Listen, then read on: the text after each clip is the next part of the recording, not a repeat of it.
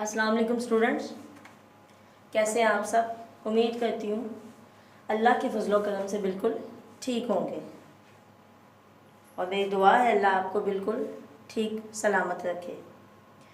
जी, तो आज हम 5वीं जमात की जो आपकी उर्दू की बुक है गुले लाला का यूनिट नंबर 4 है हमारा, जिसका मेन नाम जो है वो मेरा पाकिस्तान है। उसकी कहानी नंबर 1 जो है पाकिस्तान का कौमी तराना, वो पढ़ेंगे, उसकी रीडिंग करेंगे और उसके जो नए अल्फाज हैं उनके मानी हम करेंगे। साथ हम ये देखें यहाँ पे कौमी तराना जो है उसके अशार दिए गए हैं नीचे, उसकी तशरीह भी आज हम करेंगे। ठीक है जी, उसका थोड़ा सा आपको इस तरह से तरीका भी आ जाएगा तशरीह करने का।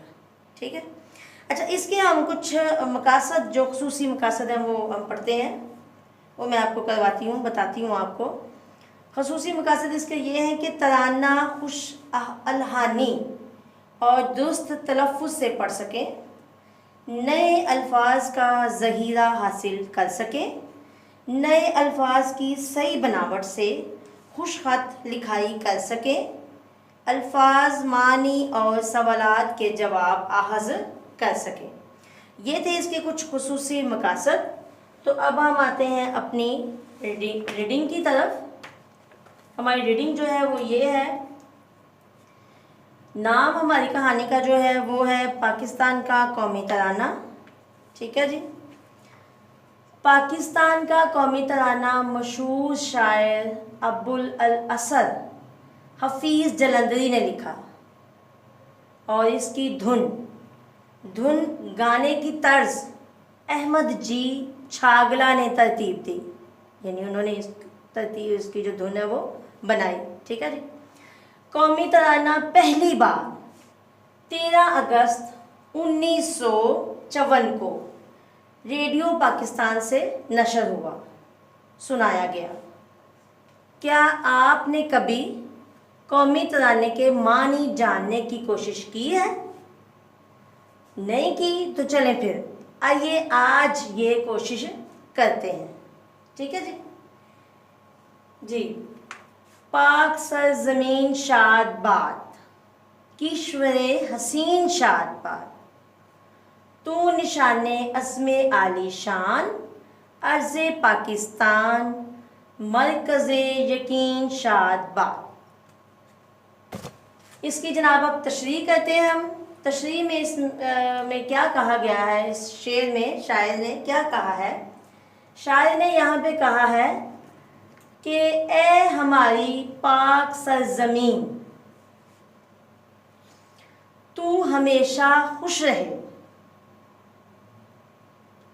शायर अपने वतन की जो ज़मीन है, अपने वतन को पहले उसने पाक कहा है कि मेरा वतन पाक है।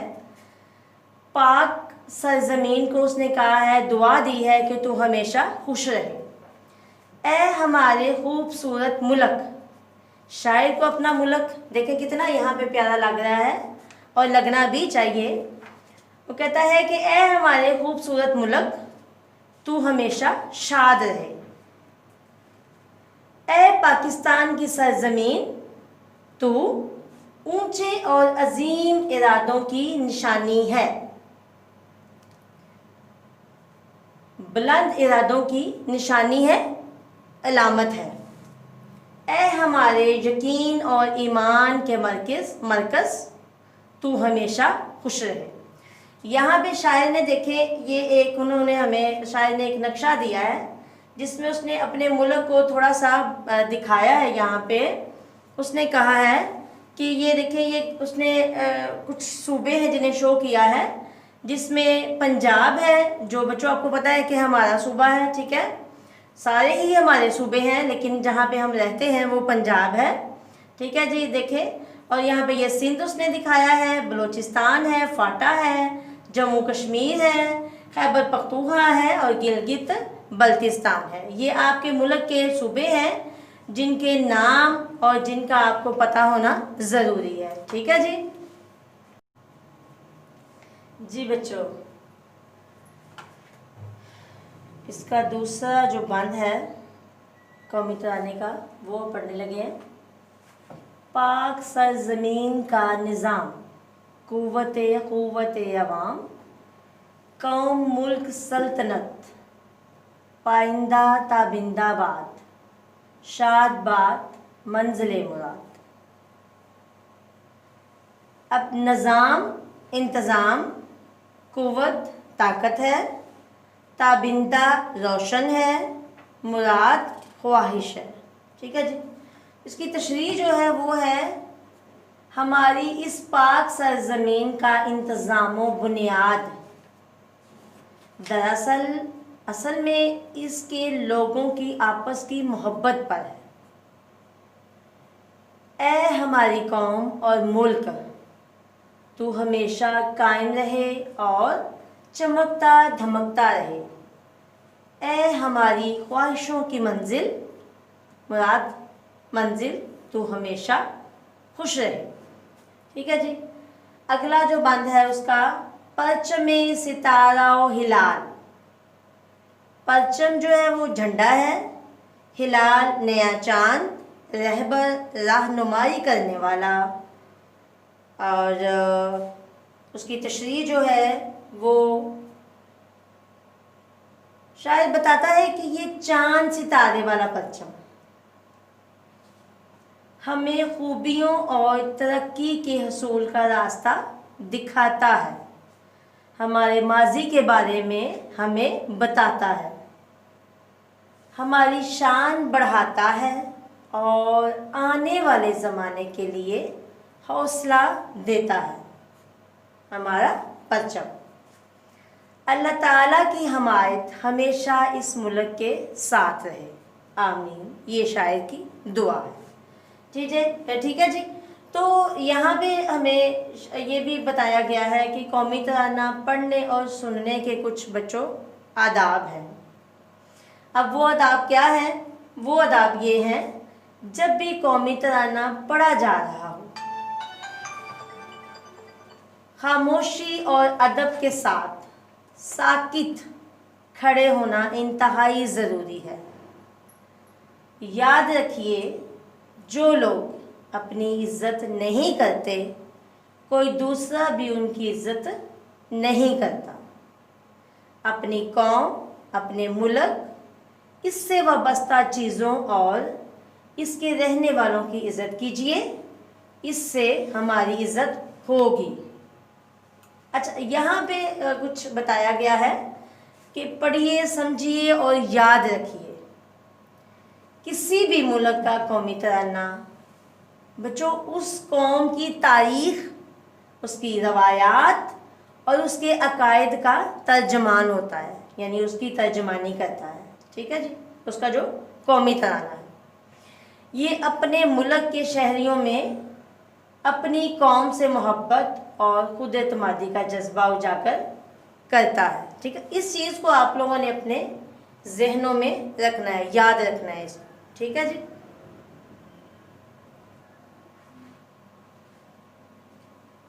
जी तो बच्चों, पीछे मैंने आपको कौमी तराना जो हम पढ़ रहे हैं, पाकिस्तान का कौमी तराना, उसकी रीडिंग करवाई है, कुछ नए अल्फाज के मानी उसके बताए हैं। तो यहाँ पे भी कुछ नए अल्फाज हैं और इनके मानी भी दिए गए हैं। इन अल्फाज को आपने देखना है, याद करना है और ज़ुबानी लिखना है अपनी कॉपी पे, अपने ट्यूटर को सुनाना है। उसके बाद उस रीडिंग की मदद से आपने मरूज़ी सवालात, दुरुस्त जवाब के दायरे को पेंसिल से भरिए, इसको भी आपने उसी रीडिंग की मदद से इसको आपने हल करना है। ठीक है जी।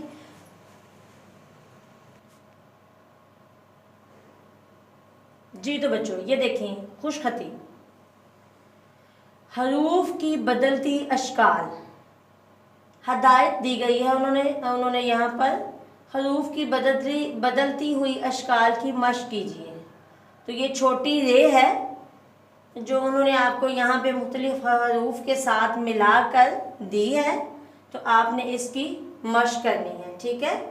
ये छोटी रे है और ये लंबी रे है, तो आपने इसकी मश्क करनी है। ठीक है जी। आगे कौमी तराना जो है वो अपनी कापी में खुशखत करके लिखना है। आप और वक्फों का अपने ख़ास ख्याल रखना है। यहाँ पे सवाल जवाब दिए गए हैं, सवालों के जवाब अपनी कापी में लिखिए ज़ुबानी याद करके, ठीक है जी। तो सवाल नंबर 1 यहाँ पे है, जब भी कौमी तराना पढ़ा जा रहा हो तो क्या करना ज़रूरी है। सवाल नंबर 2 है आपका, पहले बंद में पाकिस्तान की सरजमीन को शायर क्या दुआ दे रहे हैं, दुआ। सवाल नंबर 3 है यहाँ पर, जो लोग अपनी इज्जत नहीं करते कोई दूसरा भी उनकी इज्जत नहीं करता। इस जुमले का मतलब अपने अल्फाज में आपने लिखना है, ठीक है जी। यहाँ पे इमला की दुरुस्ती दी गई है। ख़त कशीदा अल्फाज का इमला दुरुस्त करके कापी में आपने लिखना है, ठीक है जी। इसको आपने पढ़ लेना है और इसको आपने याद करके लिखना है, ठीक है। तो ये थी हमारी आज की रीडिंग, उसके कुछ मानी, उसकी मश्क, सारे काम को अच्छी तरीके से खुश असलूबी से आपने करना है और अपने ट्यूटर को सुनाना है। ओके जी, अल्लाह हाफिज़। अस्सलाम वालेकुम स्टूडेंट्स, कैसे हैं आप सब? उम्मीद करती हूँ ठीक होंगे। तो आज हम 5वीं जमात की उर्दू की किताब गुले लाला से यूनिट नंबर 4 जो है यूनिट नंबर 4, उसकी कहानी कैप्टन कर्नल शेर खान शहीद, उसकी रीडिंग नए अल्फाज के मानी करेंगे और नए अल्फाज के मानी की मदद से आप आसानी से सलीस उर्दू और आसान उर्दू जो है वो सलीस या आसान उर्दू कर सकेंगे। तो कैप्टन कर्नल शेर खान शहीद के कुछ ख़ुसूसी मकासद हैं इसको पढ़ने के, वो मैं बताती हूँ आपको। नए अल्फाज का ज़ख़ीरा हासिल कर सकें, नए अल्फाज के मानी जान सकें, दुरुस्त जवाब खाली जगह में तहरीर कर सकें, सबक का पैराग्राफ खुशखत लिख कर इमला के लिए मशक कर सकें, सवालों के जवाब तहरीर कर सकें, ठीक है जी। ये इसके कुछ मकासद थे जो मैंने आपको बताए हैं। अब कैप्टन कर्नल शेर खान शहीद की तस्वीर आपको नज़र आ रही है, ये हमारे हैं कैप्टन कर्नल शेर खान शहीद। इसकी रीडिंग करने लगे हैं। निशान हैदर पाकिस्तान का सबसे बड़ा फौजी एजाज़ है। एजाज़, इज़्ज़त, मर्तबा, रुतबा। शेर खुदा हज़रत अली रज़ी अल्लाह अन्हु का नाम हैदर भी है। हैदर शेर जो इनकी वालदा ने रखा था। हुकूमत पाकिस्तान ने हज़रत अली रज़ी अल्लाह अन्हु की बहादुरी की निस्बत, बहादुरी दलेरी निस्बत मुताबिकत से अपने सबसे बड़े फौजी एजाज़ का नाम निशान हैदर रखा। ये एजाज़ मुसल्लह अफवाज, मुसल्लह हथियार लगाए हुए अफवाज के इन जवानों को दिया जाता है जो इंतहाई ख़तरनाक, बेहद या बदतरीन ख़तरनाक हालात में गैर मामूली जुर्रत, बहादुरी दिखाते हैं और वतन के दिफा हिफाजत में अपनी जान का नजराना पेश कर देते हैं। तोहफे के तौर पर अपनी जान जो है वो पेश करते हैं या कुर्बान कर देते हैं। सबसे पहला निशान हैदर कैप्टन राजा मोहम्मद सदर को दिया गया जो 1965 में कश्मीर के महाज जंग पर शहीद हो गए।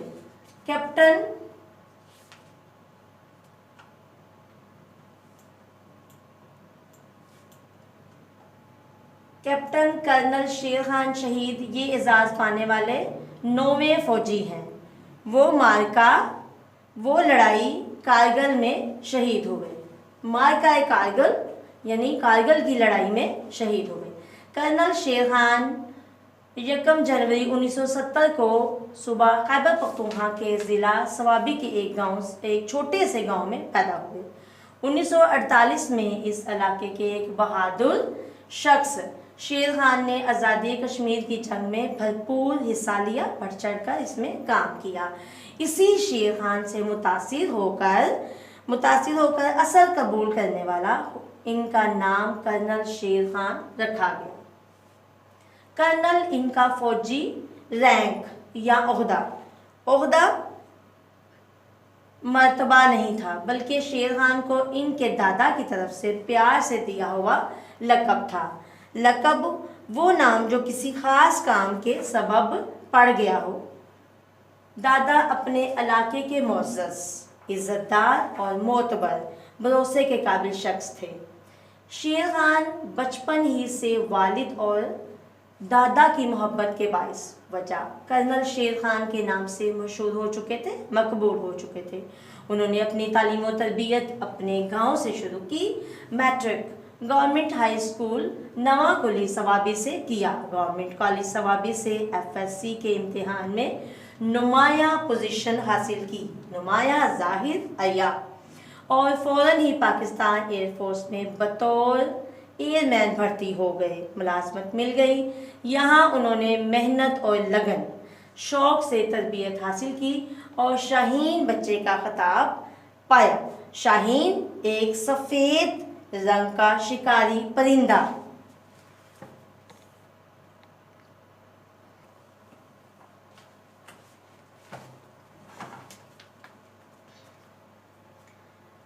कमीशन का इम्तिहान पास करके वो 1992 में पाकिस्तान मिलिट्री एकेडमी का कोल एबटाबाद चले गए।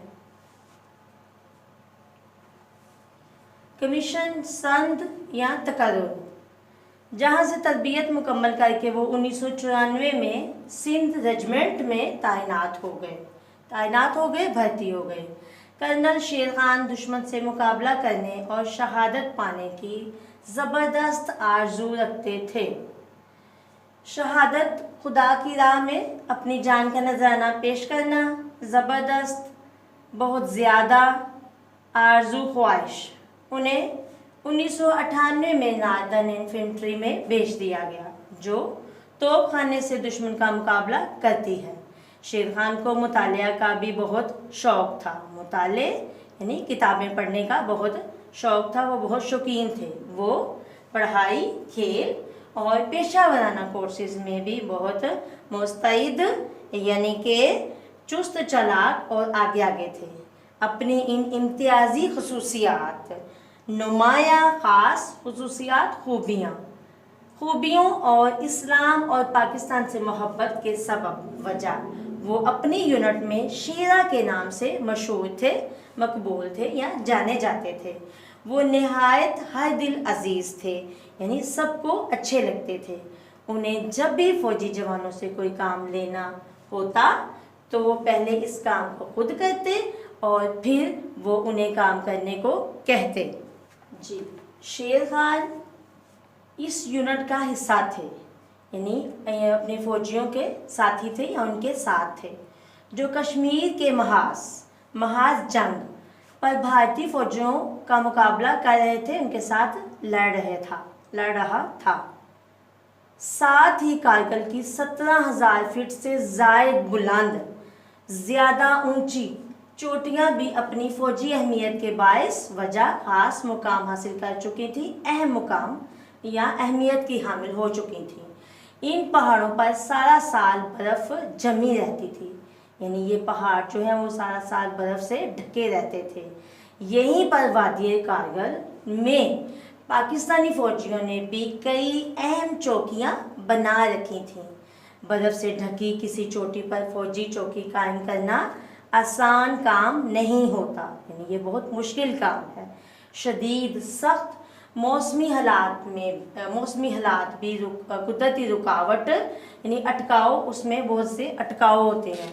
मुजाहिदीन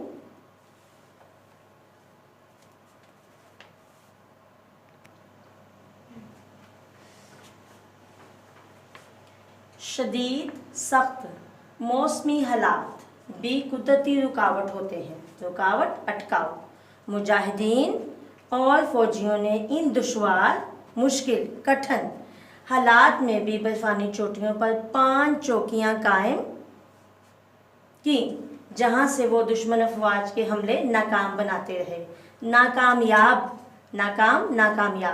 ये मुकाम जंगी नुक्ता नज़र उनके देखने या सोचने का अंदाज से बेपनाह अहम था, क्योंकि पाकिस्तानी फ़ौज इन चौकियों से भारतीय फ़ौज की रसद का रास्ता बंद कर सकती थी। रसद, इमदाद, यहाँ हर वक्त होशियार रहने और दुश्मन की नकलो हरकत पर नज़र रखने की ज़रूरत थी। नकलो हरकत लाने ले जाने पर नज़र रखने की ज़रूरत थी। दरहकीकत असल में पाक फ़ौज की नफरी बहुत कम थी, फ़ौज के अफराद, लेकिन इस कमी का अजाला मुश्किल दूर करना इस तरह किया गया कि अहम ठिकानों पर हमला करके और दुरुस्त निशाने लगाकर दुश्मन को भारी नुकसान पहुंचाया गया। इन अहम चौकियों की निगरानी कर्नल शेर खान की जिम्मेदारी थी। यानी इन अहम चौकियों की निगरानी कर्नल शेर खान ने करनी थी या उनके ज़िम्मे थी। उनको मुसलसल लगातार चौकस होशियार रहना पड़ता था। वो कई रातें सो भी नहीं सके थे। चुनाचे ये पांचों चौकियां दुश्मन के लिए नाकाबिले तस्खीर बनी हुई थी। तस्खीर फतह करना। शेर खान और इनके सिपाहियों ने दुश्मन के कई हमले नाकामयाब। एक रोज़ भारतीय फ़ौज 2 बटालियन नफरी के साथ कर्नल शेर खान की चौकी पर कई जानिब से हमलावर हुई। इस हमले में दुश्मन ने 12,000 से ज़ायद गोले बरसाए। दुश्मन का ये शदीद हमला, सख्त लड़ाई कर्नल के लिए बहुत बड़ा चैलेंज था, ललकार थी। दुश्मन ने शेर खान की चौकी के एक हिस्से पर कब्ज़ा कर लिया, काबू पा लिया। ताहम चुनाचे उन्होंने हौसला ना हारा, हिम्मत ना छोड़ी और अपने मुट्ठी भर थोड़े से जवानों को लेकर दुश्मन पर टूट पड़े और जल्द ही दुश्मन को वहाँ से चले जाना पड़ा। इस ज़बरदस्त मार्के में, इस ज़बरदस्त लड़ाई में कर्नल शेर खान खुद भी शदीद ज़ख्मी हो गए, बहुत ज़्यादा ज़ख्मी हो गए। ज़ख्मों और गहरे घाव ने इन्हें निढाल कर दिया, थका दिया, जिसके बायस शेर खान अपनी जीती हुई चौकी पर 7 जुलाई 1999 को जामे शहादत नोश कर गए। अल्लाह की राह में उन्होंने अपनी जान का नजराना पेश कर दिया, शहीद हो गए।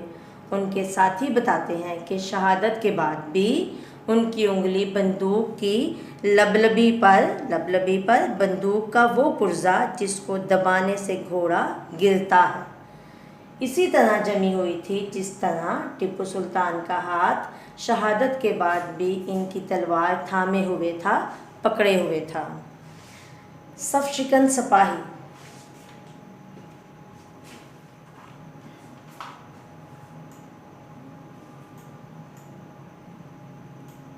ये हवाओं के मुसाफिर, ये समंदरों के राही मुसाफिर रागीर, मेरे सरबकफ मुजाहिद, मेरे सफ़शिकन सिपाही।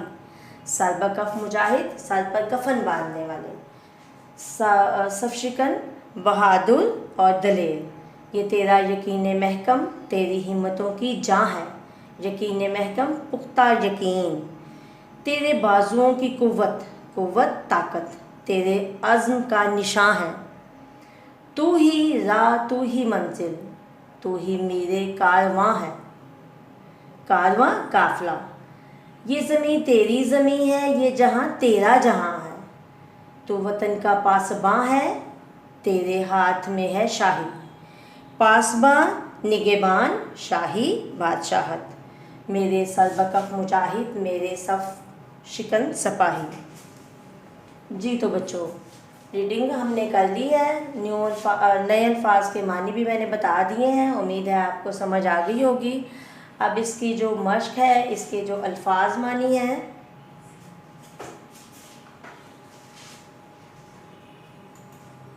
जी ये इसके अल्फाज, नए अल्फाज हैं।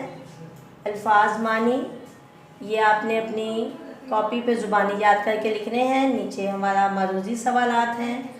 दुरुस्त जवाब के दायरे को पेंसिल से भरिए और ख़ाली जगह लिखिए। इसको आपने रीडिंग की मदद से, जब आपने रीडिंग करनी है तो उसके साथ साथ ही इस पार्ट को आपने, इस हिस्से को हल कर लेना है। जी, जो बाकी इसकी मश्क है, सवालात हैं, वो भी आपने रीडिंग की मदद से आपने उसको उन सवालात के जवाबात अपनी कापी में ज़ुबानी याद करके लिखने हैं और अपने ट्यूटर को सुनाने हैं। उम्मीद करती हूँ आपको समझ आ गई होगी। अल्लाह हाफिज़। अस्सलाम वालेकुम स्टूडेंट्स, कैसे हैं आप सब? उम्मीद करती हूँ अल्लाह के फजलो करम से ठीक होंगे। ठीक है जी। तो आज हम जमायत पंजम की आपकी उर्दू की जो बुक है गुले लाला, उसका जो यूनिट नंबर 4 है, उसकी कहानी डॉक्टर सलीमुज़्ज़मा सिद्दीकी। डॉक्टर सलीमुज़्ज़मा सिद्दीकी तस्वीर में आपको नज़र आ रहे हैं। ये हमारे डॉक्टर हैं जिन्होंने ये हमारे मुल्क के लिए बहुत से काम किए हैं, बहुत सी इजादात की हैं। तो हम इसकी रीडिंग करेंगे, इस कहानी की नए अल्फाज के मानी करेंगे और इस मानी की मदद से आपको सलीस और आसान उर्दू करने में मदद मिलेगी। ठीक है। इस कहानी के कुछ ख़ुसूसी मकासद हैं जो मैं आपको बताती हूँ। नए अल्फाज का ज़ख़ीरा हासिल कर सकें, अल्फाज के मानी जान सकें, सवालों के जवाबात तहरीर कर सकें। ये इसके कुछ ख़ुसूसी मकासद हैं जो इसको पढ़ने के बाद आपको हासिल होंगे। ठीक है। तो आइए रीडिंग शुरू करते हैं। अल्हम्दुलिल्लाह, अल्लाह का शुक्र है, पाकिस्तान में बहुत से अजीम बड़े साइंसदानों ने बहुत से अहम काम किए और अब भी कर रहे हैं। इनमें से इन्हीं में एक नाम डॉक्टर सलीमुज़्ज़मा सिद्दीकी का भी है, जो साइंस के मैदान में दुनिया में एक आला मुकाम रखते हैं, बहुत अहमियत के हामिल हैं, बहुत उनका मुकाम है। उन्होंने अपनी तहकीक, अपनी तलाश से ऐसी चीज़ें मालूम की जिनकी वजह से साइंसी दुनिया में कई इनकलाबात आए, तब्दीलियाँ आईं।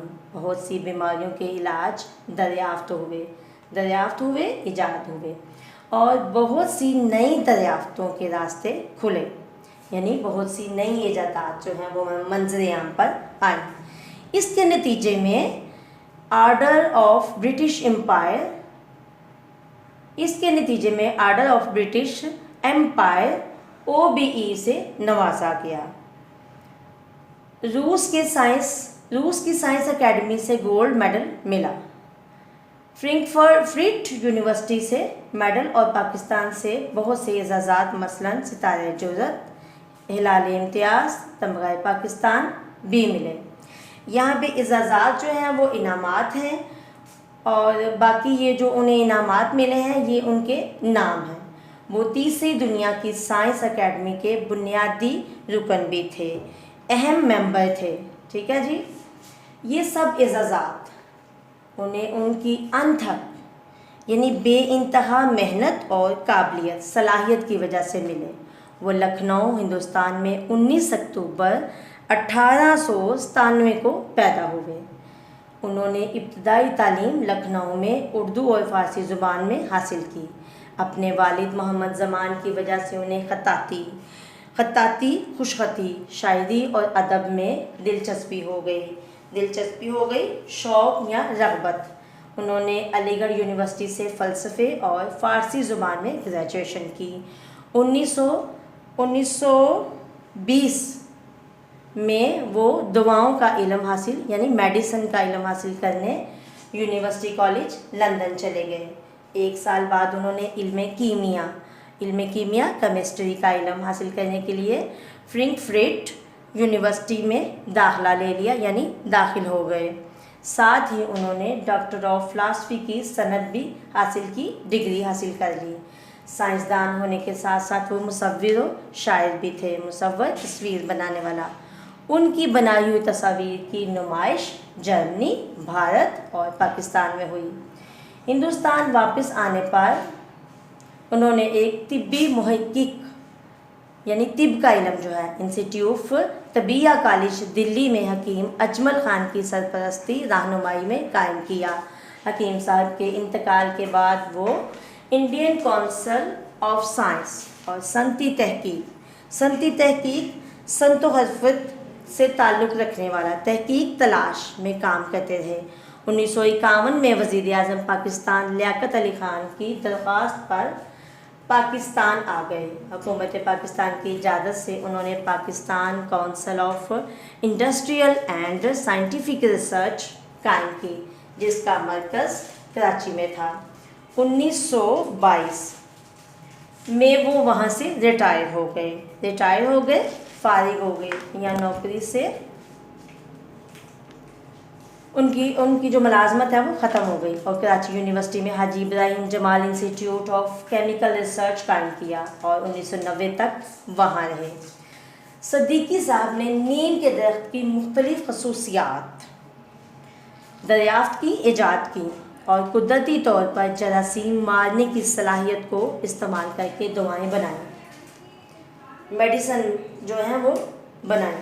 उन्होंने 65 साल तक मुख्तलिफ़ किस्म के घरेलू पौधों और कुदरती जड़ी बूटियों पर तहकीक की, रिसर्च की, यहाँ के उन पर काम किया। आज भी उनके बनाए गए इदारे में तहकीक का अमल जारी है, यानी उस पर तहकीक हो रही है और पूरी दुनिया में इन तहकीकात से फ़ायदा उठाया जा रहा है। वो 14 अप्रैल 1994 को कराची में इंतकाल कर गए। जी तो बच्चों, ये तो थी आज की रीडिंग। डॉक्टर सलीमुज़्ज़मान सदीकी की हमने रीडिंग की है, उसके कुछ नए अल्फाज के मानी आपको बताए गए हैं। उम्मीद करती हूँ उन मानी की मदद से आपने असलीस जो है वो कर लेनी है। और बच्चों, जो आपको कहानियाँ हम करवा रहे हैं उनका एक एक पैरा आप लोगों ने जो है वो उसकी इमला भी लाजमी करनी है, ठीक है। तो देखिए, ये है जी नए अल्फाज हैं जो आपको पहले भी बताए गए हैं, जैसे खताती है, एजाज़ है, तहकीक है, दरियाफ्त, अंथक, संद। इनके मानी भी दिए गए हैं जो आपने याद करके ज़ुबानी अपनी कॉपी पे लिखने हैं। अगला सवाल है सवाल जवाब। सवालों के जवाब अपनी कॉपी में लिखिए। डॉक्टर सलीमुज़्ज़मान सदीकी कब और कहाँ पैदा हुए? डॉक्टर सलीमुज़्ज़मान सदीकी को बहुत से एजाज़ात मिले, इनमें से 3 के नाम अपनी कॉपी में नकल कीजिए। उन्हें ये सब एजाज़ात किस वजह से हासिल हुए? उन्होंने किस दरख्त की मुख्तलिफ़ खसूसियात दरियाफ़्त की? पाकिस्तान के 4 नामवर लोगों के नाम लिखिए जिन्होंने डॉक्टर साहब की तरह अपने मुल्क का नाम रोशन किया हो। तो उम्मीद करती हूँ आपको समझ आ गई होगी। इसके मुताबिक आपने काम करना है। यहाँ पे सरगर्मी हमारे पास आई है, अपनी जमात को ग्रुप्स में तकसीम कीजिए और कुछ घरेलू पौधों और उनके पत्तों के बारे में मालूमात जमा कीजिए। हर ग्रुप कोई एक पौधा मुंतखब करे और इन मालूमात को किताबचे की शक्ल दे। पौधे के पत्ते चिपकाइए या उनकी तस्वीर बनाइए। नंबर 1 पे है पौधे का नाम, इसके फ़ायदे, उसके नुकसानात, उसे किस तरह इस्तेमाल किया जाता है। ये सब आपने आप अपने ग्रुप के किताबचे को जमात में दिखाइए और पढ़कर सुनाइए। ठीक है जी, समझ आ गई होगी। अल्लाह हाफिज़। अस्सलाम वालेकुम स्टूडेंट्स, कैसे हैं आप सब? उम्मीद करती हूँ ठीक होंगे। जी तो पंजम जमात की उर्दू की जो बुक है आपकी गुले लाला, उसका यूनिट नंबर जो 4 है उसकी ये नज़म है मुस्तकबिल हमारा, यानी आने वाला जो वक्त है हमारा, उसके बारे में शायर ने ये नज़म लिखी है। हमने इसकी रीडिंग करनी है, इसके नए अल्फाज के मानी करेंगे हम। उसके बाद उन मानी की मदद से आपने इस नज़म का मरकज़ी ख़याल जो है वो अपनी कापी पे लिखना है। ठीक है जी। तो इसके कुछ खुसूसी मकासद हैं जो मैं आपको बताती हूँ। नज़म से महजूज़ होते हुए बुलंद ख्वानी कर सकें, वतन से मोहब्बत के मंजूम इजहार से मुतारिफ़ हो सकें। ठीक है जी, ये इसके कुछ खुसूसी मकासद थे जो मैंने आपको बताए। उसके बाद अब हम रीडिंग शुरू करते हैं। हमारे शायर जो हैं अमजद सलाम अमजद ने ये नज़म लिखी है। अमजद सलाम अमजद इसमें बच्चों को बताते हैं, बच्चों को कहते हैं कि हर मैदान में रोशन रोशन रोशन रोशन चमकता हुआ अपना चांद सितारा मुस्तकबिल हमारा है। मुस्तकबिल हमारा है, मुस्तकबिल आने वाला वक्त जो है वो बच्चों हमारा है। हिम्मत, जुर्रत और इरादे आज़म वाली आग हमारे दिल में है। मेहनत और मुसलसल लगातार मेहनत जीत कामयाबी की हर मंजिल मुराद में है। अल्लाह की रहमत का साया तारों की झिलमिल में है। झिलमिल जलता बुझता। कश्ती हो मजबूत, अगर कश्ती जो है वो हमारी ठीक होगी, मजबूत होगी, पायदार होगी, तो फिर क्या तेज समय का धारा है। समय वक्त, मुस्तकबिल हमारा है। हाथ से हाथ मिले कुछ ऐसे एक ऊंची दीवार बने, यानी हम अपने अगर हम अपने हाथ से हाथ मिलाएंगे तो एक बुलंद दीवार जो है वो बन जाएगी। जज्बों के लोहे में ढलकर एक ऐसी तलवार बने। जज्बों, जोश, वलवला, एक ऐसी तलवार जो बनती है, हर मुश्किल को काटे, पल में ऐसी उसकी धार बने। यानी कोई भी मुश्किल वक़्त आ जाए तो उसे हम आसानी से दूर कर सकें, वो वक्त हमारा जल्दी से कट जाए। सारी कौम की उम्मीदों का मरकज़ और किनारा है। उम्मीदों, तमन्नाएं या आरज़ुएं, मरकज़ जो है वो ऐन, वस्त या दरमियान, मुस्तकबिल हमारा है। हर मैदान में रोशन रोशन अपना चांद सितारा है। अमजद सलाम अमजद की ये जो नज़्म हमने पढ़ी है, इसके नए अल्फाज के मानी किए हैं। उम्मीद करती हूँ उसकी मदद से आप इसका जो मरकज़ी ख्याल है उसे आसानी से लिख सकेंगे। ठीक है जी। तो अब इसकी ये मश्क है जो मैं आपके साथ, जो आपको नज़र आ रही है, अपने उस्तानी की मदद से ख्वानी गौर से सुनिए और मानी समझिए। दुरुस्त तलफ़्फ़ुज़ के साथ नज़म की बुलंद ख्वानी कीजिए, यानी इसे ऊंची आवाज़ से पढ़िए। ज़रा सोचिए, क्या आप समझते हैं, सोचते हैं, महसूस करते हैं कि ये आपका अपना मुल्क है? कब ये मोहब्बत ज़्यादा महसूस होती है? मिसालें दीजिए। मसलन जब पाकिस्तान किसी मैदान में कामयाबी हासिल करे। पाकिस्तान हमारा मुल्क है, लेकिन हम इसके लिए क्या कर रहे हैं? सोचिए, हम क्या क्या कर सकते हैं। ठीक है जी। ये देखें, कॉलम आपको नज़र आ रहे हैं, दो बने हुए हैं, क्या कर रहे हैं और क्या कर सकते हैं। इसे आपने अपने ट्यूटर की मदद से इसको आपने लिखना है, हल करना है। उसके बाद ये नीचे सरगर्मी है हमारी। सरगर्मी में देखें ज़रा, मिली नगमों के लिए किताबचा बनाइए और मिली नगमे ढूंढ कर इसमें लिखिए। कुछ नगमे बच्चों आपको ज़ुबानी भी याद होने चाहिए, जो आप किसी भी इवेंट पे या कोई भी आपके स्कूल में अगर कोई भी इवेंट होता है तो वहाँ पे आप पढ़ सकें। ठीक है जी। तो उम्मीद करती हूँ आपको समझ आ गई होगी। इसका मरकज़ी ख्याल आपने लिखना है। अल्लाह हाफिज़। अस्सलाम वालेकुम स्टूडेंट्स, कैसे हैं आप सब? उम्मीद करती हूँ अल्लाह के फजलो करम से बिल्कुल ठीक होंगे। तो आज हम 5वीं जमात की उर्दू की बुक गुले लाला है, उसका यूनिट नंबर 4, जिसकी कहानी मोहम्मद अली, जिसका टॉपिक है, उसका नाम है, वो पढ़ेंगे। उसके कुछ खसूसी मकासद हैं, वो मैं आपको बताती हूँ। ये बात जान सकें कि अजीम लोग, बड़े लोग अपनी मेहनत और गलतियों से सीख कर आला मुकाम हासिल करते हैं।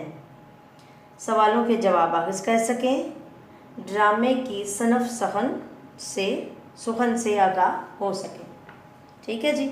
ये इसके कुछ खुसूसी मकासद थे। तो अब हम अपनी रीडिंग की तरफ आते हैं।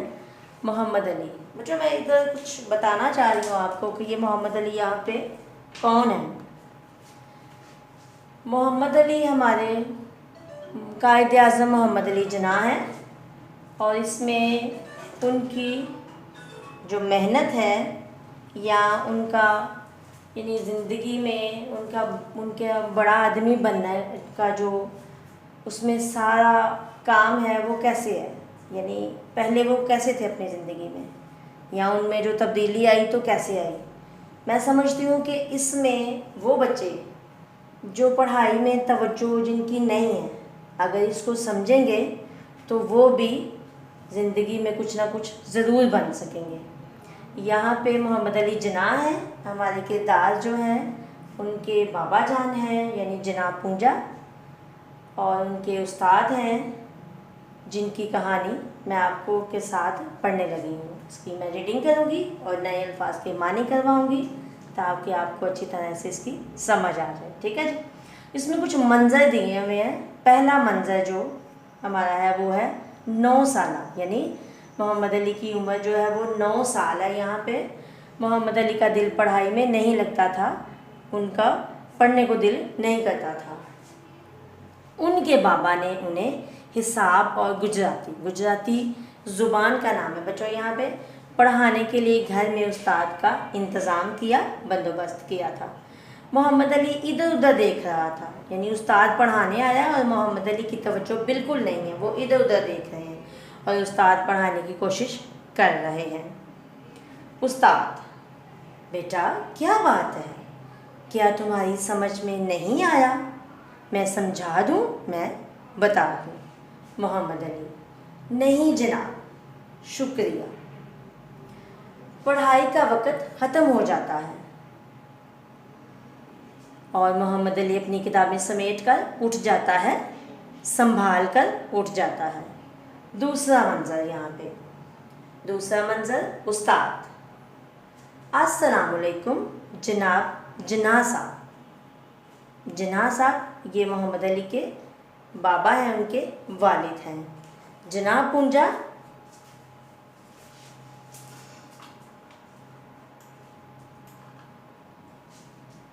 जनाब पूंजा, वालेकुम अस्सलाम। उस्ताद, मुझे आपके बेटे के बारे में कुछ बात करनी है। उस्ताद साहब कह रहे हैं कि मुझे आपके बेटे के बारे में कुछ कहना है। जनाब पूंजा, जी फरमाइए, जी कहिए। उस्ताद, मोहम्मद अली की तवज्जो, मोहम्मद अली का ध्यान पढ़ाई की तरफ बिल्कुल नहीं है। उसका ध्यान हर वक्त खेल में लगा रहता है। मैंने बहुत कोशिश की कि वो पढ़ाई पर तवज्जो दे, लेकिन मैं कामयाब ना हो सका। मैं ऐसा करने में नाकाम रहा। जनाब पूंजा, परेशानी से मुझे नहीं मालूम, मुझे नहीं पता इस लड़के का क्या बनेगा, क्या होगा। उस्ताद चले जाते हैं। जनाब पूंजा परेशानी से टहल रहे हैं, इधर उधर चक्कर लगा रहे हैं या इधर उधर घूम रहे हैं।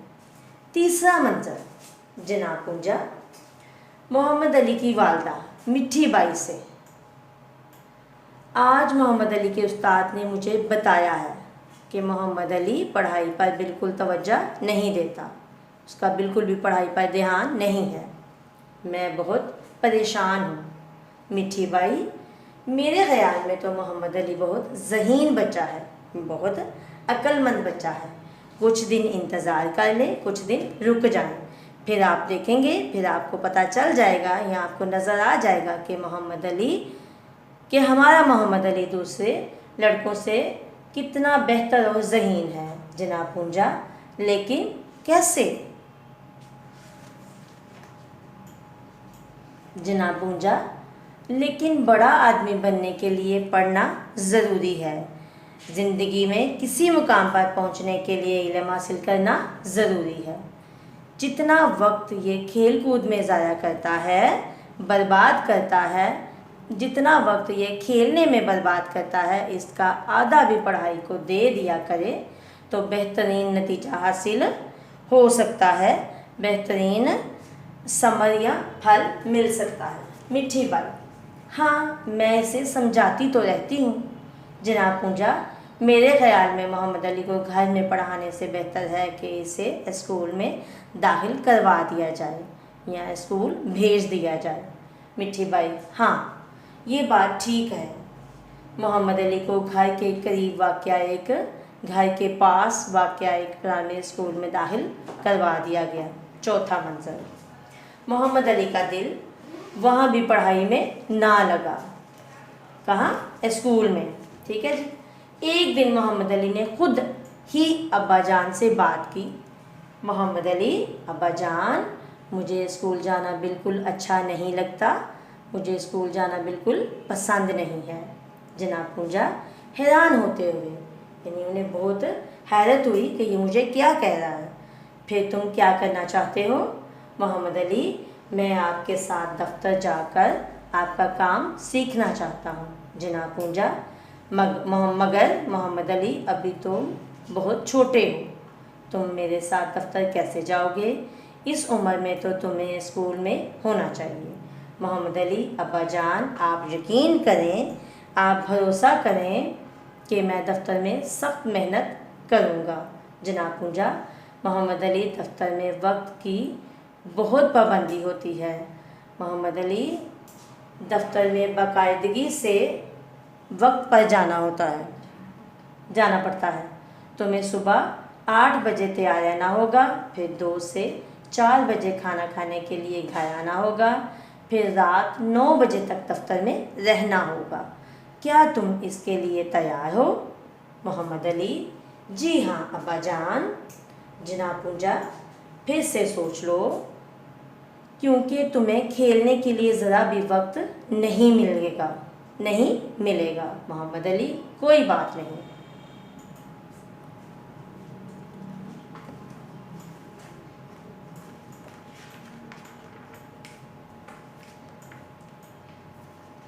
जनाब पूंजा, ठीक है, अगर तुमने यही सोच लिया है, तुम्हारा यही ख्याल है, तो फिर कल से काम शुरू कर दो। मोहम्मद अली को जल्द इस बात का एहसास हो गया, पता चल गया कि दफ्तर का काम स्कूल के काम की तरह आसान नहीं, सहल नहीं। हर चीज़ के लिए पढ़ना या लिखना पड़ता है, या फिर रुपए गिनना पड़ते हैं और इनका हिसाब रखना पड़ता है। ये सब काम मोहम्मद अली के लिए बहुत मुश्किल थे। वो सिर्फ अपने अब्बा जान के लिए पेंसिल छील सकता था, पेंसिल तराश कर सकता था, या लिफाफों पर मोहरें लगा सकता था। कोई अहम काम तो कर ही नहीं सकता था, और फिर खेलने का तो बिल्कुल वक्त ही नहीं मिलता था। 5वां मंजर, 2 महीने बाद, यानी 2 माह उसने अपने अब्बा जान के साथ दफ्तर में जाता रहा, काम करता रहा। तो क्या हुआ कि उसे एक दिन ख्याल आया। क्या ख्याल आया? मोहम्मद अली, अब्बा जान, आप बिल्कुल सही कहते हैं, आप ठीक फरमाते हैं कि मुझे स्कूल जाना चाहिए। जनाब पूंजा, मैं बहुत खुश हूँ कि तुमने सोचा, कि तुम्हें ख्याल आया और सही फैसला किया। मेरे बेटे, दुनिया में सीखने के 2 ही तरीके हैं। एक तो ये कि इंसान बड़ों की बात माने और इन लोगों की अकल पर भरोसा करे, यकीन करे, और दूसरा ये कि अपनी गलतियों से खुद सीखे। तुम समझ रहे हो मैं क्या कह रहा हूँ, या मैं तुम्हें पता लग रहा है कि मैं क्या कह रहा हूँ? मोहम्मद अली, जी अब्बा जान। स्कूल से वापसी पर मोहम्मद अली मुख्तलिफ सोच रखने वाला बच्चा बन चुका था, मुख्तलिफ अलहदा। वो रातों को देर तक पढ़ता, जमात में हर बात को गौर से सुनता, तवज्जो करता हर बात पर, और घर आकर अपना पढ़ा हुआ सबक दोहराता, यानी अपने सबक को बार बार पढ़ता। बहुत सालों बाद उसने मेहनत से अपनी अम्मी की बातों को सच साबित कर दिया, सच कर दिखाया, और कायदे आज़म बनकर पूरे हिंदुस्तान के मुसलमानों की मदद की और पाकिस्तान बनाया, जो कि आज हम लोगों के, जिसमें आज हम रह रहे हैं। एक आज़ाद मुल्क जो है वो हमें कायदे आज़म की वजह से ही, उनकी मेहनत की वजह से मिला। तो ये सरगर्मी है बच्चों, अपने साथियों से तबादला ख्याल की मदद से किसी भी सुनी या पढ़ी हुई कहानी या वाक़े को ड्रामे की शक्ल में लिखिए। इस ड्रामे को अपने दोस्तों के साथ पेश कीजिए, अपनी जमात को ग्रुप में तकसीम कीजिए और कायदे आज़म के बारे में एक किताबचा बनाइए, जिसमें उनकी तस्वीर के साथ साथ उनके हालात ज़िंदगी और पाकिस्तान बनाने की कोशिशों का जिक्र हो। मसलन तारीख़ पैदाइश क्या थी और कहाँ पैदा हुए, कहाँ कहाँ पढ़ा और कौन सा पेशा इख्तियार किया, कायदे आज़म ने पाकिस्तान बनाने के लिए कब कोशिश की, शुरू की, पाकिस्तान कब बना और कौन कौन साथी थे, कहाँ वफ़ात हुई और तारीख़ वफ़ात क्या थी। तो बच्चों, ये तो आज की थी हमारी कहानी, जिसकी हमने रीडिंग की, नए अल्फाज के मानी आपको करवाए। उम्मीद करती हूँ इसकी आपको समझ आ गई होगी। उसकी मदद से जो सरगर्मी मैंने आपको बताई है इसको आपने हल करना है और अपनी कॉपी पे ये जो सवालात हैं नीचे इनको लिखना है। अल्लाह हाफिज़। जी, तो इस कहानी का उन्वान मेरा पाकिस्तान है, जिसकी हमने रीडिंग करनी है और उसके नए अल्फाज के मानी मैंने आपको करवाने हैं। चलें शुरू करते हैं। जी, शीरी के स्कूल में पाकिस्तान से मुतल्लिक़ एक मुकाबला मुनक्कद हो रहा है। मुकाबले का इनकाद हो रहा है। मुख्तलिफ़ जमातों के तलबा इसमें हिस्सा ले रहे हैं। शीरी की जमात को जो मौजू मिला है, उन्वान मिला है, वो है पाकिस्तान। पाकिस्तान के लोगों का रहन सहन और सकाफ़त, यानी उनके रहने का तरीक़ाकार। शीरी की जमात ने 5 ग्रुप्स में तकसीम होकर तहकीक की, यानी तलाश की, लाइब्रेरी की किताबों, अपने बड़ों और इंटरनेट की मदद लेकर पावर पॉइंट पेशकश बनाई। उन्होंने अपनी पेशकश का नाम गुलदस्ता रखा है। गुलदस्ता यानी फूलों का गुच्छा। अब यहाँ पर उन्होंने आइए देखते हैं, उसने नाम दे दिया है, यानी हमारे पाकिस्तान के जितने सूबे हैं उनको उसने यानी गिनती वाइज उसने पहला फूल, दूसरा फूल, इस तरह से नाम दिया है। अब पहला फूल जो है ये मेरे पाकिस्तान का सूबा बलूचिस्तान है। यहाँ ऊंचे ऊंचे लंबे लंबे पथरीले पहाड़ हैं और इन पहाड़ों की तरह सख्त मेहनती जफाकश मेहनती बलोची भाई और बहनें रहती हैं।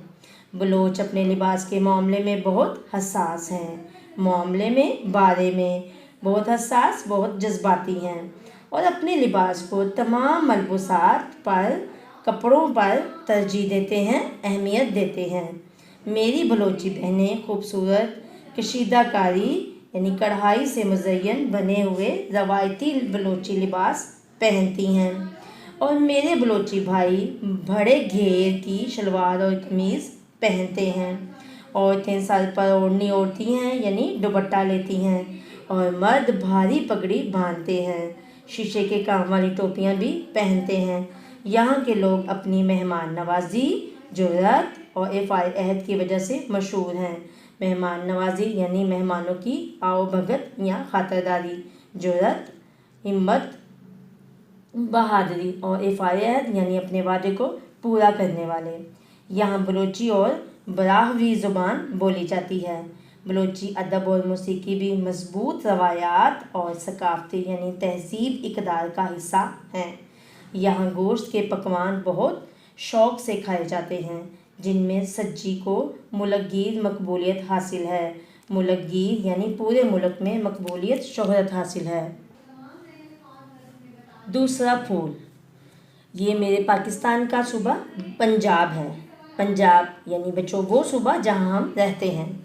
ये सरसब्ज़ मैदानों और ज़रहेज़ यानी शादाब ज़मीनों की नगरी है, छोटी बस्ती है। यहाँ की ज़मीन की तरह यहाँ के लोग भी खुश मिजाज यानी अच्छे अखलाक और ज़िंदा दिल यानी बड़े दिल वाले हैं। त्यौहार, खुशी का दिन हो या तकरीब की जमा, हर चीज़ में यहाँ के लोगों का मिजाज छलकता है, नज़र आता है। यहाँ की सकाफ़त और रवायात में पंजाबी अदब और मौसीकी को बहुत अहमियत दी जाती है, यानी बहुत अहम मुकाम हासिल है। यहाँ के लोग खुश रंग खूबसूरत लिबास पहनते हैं। शलवार कमीज़ यहाँ आम तौर पर पहनी जाती है। यहाँ के रवायती लिबास में कुर्ता, तहबंद और धोती शामिल है। औरतें सर पर ओढ़नी ओढ़ती हैं यानी दुपट्टा लेती हैं और मर्द पगड़ी बांधते हैं। शहर हो या गाँव, लोग खाने पीने के शौकीन हैं, यानी बड़े शौक़ से वो खाना, कोई भी चीज़ जो उन्हें पसंद है वो खाते हैं। सरसों का साग, मकई की रोटी और लस्सी पंजाब का रवायती खाना है, यानी मशहूर खाना है, जिसे ना सिर्फ यहाँ के लोग बहुत शौक़ से खाते हैं बल्कि मुल्क के दूसरे हिस्सों में भी पसंद किया जाता है और खाया जाता है। तीसरा फूल यानी तीसरा सूबा कौन सा है? ये सूबा सिंध है। इसे मेहरान भी कहा जाता है, यानी सूबा सिंध का दूसरा नाम मेहरान है। पाकिस्तान के और इलाकों की तरह यहाँ के लोग भी सादा दिल, मुखलिस यानी खलूस वाले और मेहमान नवाज होते हैं। मर्द अमूमन आमतौर पर ढीली ढाली शलवार कमीज़ पहनते हैं और सर पर मशहूर सिंधी टोपी पहनते हैं। पगड़ी भी बांधी जाती है। सूसी की शलवार यानी कपड़े का नाम है सूसी, और सिंधी कशीदाकारी यानी कढ़ाई से मज़यन कमीज़ें और ओढ़नी औरतों का रवायती पहनावा है यानी पहनती हैं। सिंधी अजरक आमतौर पर ओढ़ी जाती है और यहाँ की सौगात यानी तोहफ़ा या हदिया समझी जाती है। सिंधी अदब, सूफियाना कलाम और मौसीकी यहाँ की सकाफ़त का लाजमी हिस्सा हैं। सिंध के लोग जैसे खुद सादा मिजाज हैं, ऐसी ही सादी ग़िज़ा खाते हैं। दाल, सब्ज़ी और चावल आमतौर पर शौक़ से खाए जाते हैं।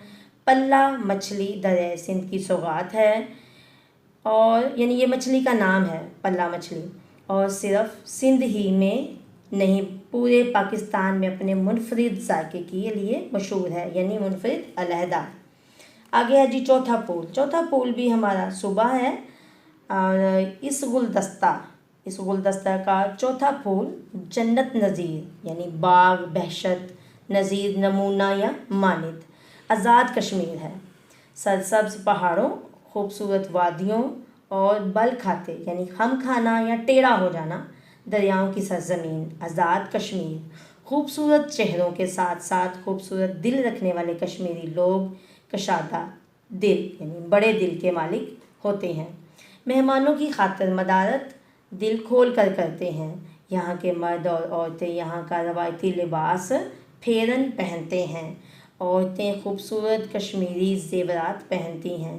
कश्मीर की वादी फलों की पैदावार के लिए मशहूर है। कश्मीरी सेब तो पूरी दुनिया में मकबूल है, मशहूर है। कश्मीरी अपने खानों में फल, खुशक मेवाजात, बलाई और दूध का इस्तेमाल कसरत से करते हैं, बहुत ज़्यादा करते हैं जी। पांचवा फूल, ये सूबा खैबर पख्तूनख्वा है। ऊंचे ऊंचे लंबे लंबे सिंगलाह यानी पथरीली ज़मीन या पहाड़ी इलाका या पथरीला इलाका, पहाड़ों और सरसब्ज ज़रखेज़ शादाब वादियों पर मुश्तमिल ये सूबा यहाँ के रहने वालों की तरह इंतहाई खूबसूरत है, बेहद खूबसूरत है या प्यारा है। यहाँ के लोग बहादुर, जुर्रतमंद और मेहमान नवाज होते हैं। लंबे कुर्ते और ढीली ढाली शलवारें मर्दों का रवायती लिबास है यानी ये पहनते हैं ज़्यादातर।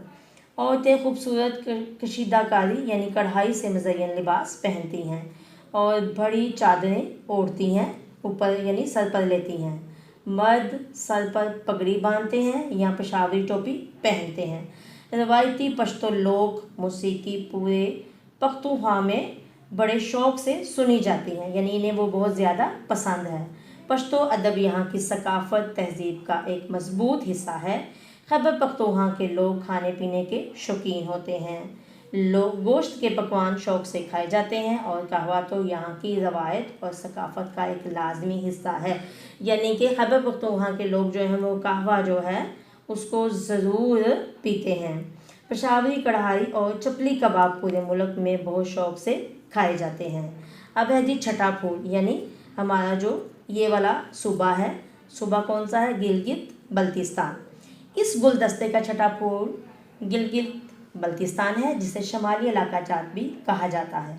यहाँ के बुलंद ऊंचे तरीन पहाड़ी सिलसिले एक ताज की तरह पाकिस्तान के माथे पर सजे हुए हैं, आरास्ता हैं। यहाँ के खूबसूरत सियाहती यानी सैर व तफरीह के मकाम, सियाहती मकाम सैर व तफरीह के मकाम पूरी दुनिया के लोगों के लिए कशिश, कशीदगी, खिंचाव का बाइस हैं, वजह है। यहाँ के लोग अमन पसंद और शीरी यानी मीठी ज़ुबान उनकी ज़ुबान है या वो बोलते हैं। शीना और बल्ती ज़ुबानें यहाँ आमतौर पर बोली जाती हैं। मर्द और औरतें अपना रवायती लिबास झोली, शोका और ऊनी टोपियाँ पहनना पसंद करते हैं। मर्द ऊनी वास्कट और लंबे कोट भी पहनते हैं। मर्दों की टोपी में एक पर लगा होता है, जबकि औरतों की टोपियों पर खूबसूरत और खुश रंग कशीदाकारी होती है। रवायती रक्स यानी डांस और मौसीकी यहाँ की सकाफ़त का हिस्सा है। यहाँ के खानों में दूध, खुबानी का तेल और देसी घी बकसरत इस्तेमाल किया जाता है, बकसरत बहुत ज़्यादा। शरबत, गोली, शलके, तलतापे और मुल यहाँ की मशहूर डिशें हैं। गिलगित बल्तिस्तान में खुबानी, बादाम, सेब, अखरोट वगैरह के दरख्त वाफर मिकदार में यानी ज़्यादा तादाद में पाए जाते हैं। और यहाँ की चेरी सिर्फ पाकिस्तान में ही नहीं पूरी दुनिया में पसंद की जाती है। ठीक है जी, यहाँ पे आपने शीरी का काम देखा, कैसा लगा? क्या आप समझते हैं कि शीरी इस मुकाबले में कोई इनाम हासिल कर पाएगी? जी तो बच्चों, ये है इसकी मश्क। इसकी मश्क में आपको नए अल्फाज नज़र आ रहे हैं, यानी अल्फाज मानी जो मैंने आपको रीडिंग के दौरान बताए हैं, इसके मानी भी आपको करवाए हैं। तो आपने अपने ट्यूटर की मदद से इसको ज़ुबानी याद करके लिखना है। आगे है जी मरूज़ी सवालात। दुरुस्त जवाब के दायरे को पेंसिल से भरिए और ख़ाली जगह में लिखिए। ठीक है जी, इसको भी आपने रीडिंग के साथ साथ ही हल कर लेना है। जी तो अब है हमारी खुशखती। हदायत, हरूफ की बदलती हुई अशकाल की मश्क कीजिए। ऊपर जानिए और इसी लकीर पर वापस आइए। यानी ये लाम है जो, और आपको ये बाकायदा एरो भी नज़र आ रहे हैं। इनकी मदद से आपने बहुत खूबसूरती से ये खुशखती जो है वो लिखनी है और इसकी मश्क करनी है। अगला सवाल है जी हमारा, सबक से ऐसे 10 अल्फाज चुनकर ऊपर दिए गए तरीके के मुताबिक दुरुस्त और खुशखत लिखिए जिनमें हरफ मीम शामिल हो। मसलन मालूमात। उससे अगला जो सवाल है वो है सवाल जवाब। सवालों के जवाब अपनी कापी में लिखिए। सूबा सिंध का दूसरा नाम क्या है? बलूचिस्तान के लोग किस बात के लिए मशहूर हैं? कश्मीर के लोग कौन सा रवायती लिबास पहनते हैं? गिलगित बल्तिस्तान में कौन कौन से खाने शौक़ से खाए जाते हैं? क्या आपके ख़्याल में शीरी की जमात को इनाम मिलेगा? अपने जवाब की वजह भी लिखिए। सरगर्मी है नीचे बच्चों। अपनी जमात को ग्रुप्स में तकसीम कीजिए। हर ग्रुप पाकिस्तान का एक शहर मुंतखब करें, उनके बारे में मालूमात इकट्ठी करें। हर शहर की कम अज़ कम 5 मशहूर चीज़ों के नाम लिखें। तस्वीरें भी जमा करें और इन सब को किसी चार्ट पेपर पर खूबसूरती से लगाएं। चार्ट को जमात में किसी नुमाया जगह पर लगाइए। ठीक है जी, ये थी हमारी आज की रीडिंग, उसके नए अल्फाज के मानी, उसकी मश्क। आपने इसको अच्छे तरीके से सुन लिया होगा, आपको समझ आ गई होगी और आपने इसको अच्छे तरीके से अपनी कॉपी पे ज़ुबानी याद करके हर चीज़ जो आपको मैंने बताई है वो लिखनी है, उसे याद करना है। ओके जी, अल्लाह हाफ़िज़।